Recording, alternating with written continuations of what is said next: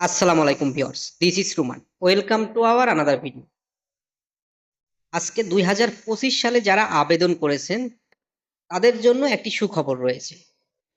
2025 সালে যাদের নুরুস্তা উঠবে তাদের অ্যাপার্টমেন্ট নেওয়ার জন্য কোনো দালালও ধরতে হবে না, তাদের কোনো প্রতারণাও হতে হবে না।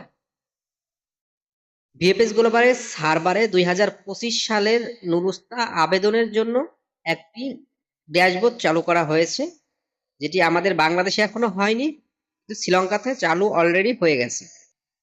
স্ক্রিনে দেওয়া আছে ড্যাশবোর্ডটি। প্রথমে হচ্ছে আপনার নুরুস্তার প্রোটোকল নাম্বারটি বসাতে হবে।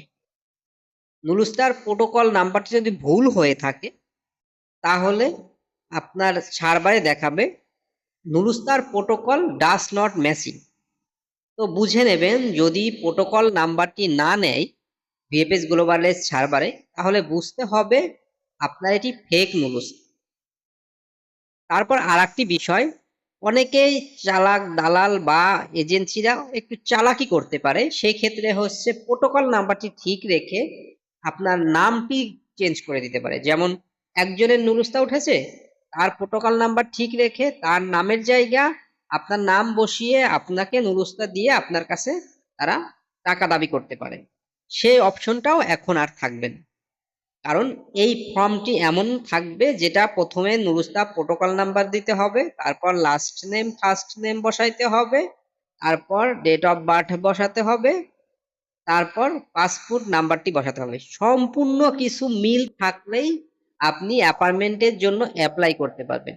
আর আগে যেভাবে আপনার ওরা অ্যাপার্টমেন্ট চালু করেছিল দালালের মাধ্যমে নিতে হতো, যেমন ওরা মাসের 25 তারিখে অ্যাপার্টমেন্ট সোলট তুলতো, খুব সামান্য কিছু সোলট ওরা খুলে দিত, তাও ওইগুলা ধরার জন্য মানুষের একটি হিড়িক পড়ে যেত।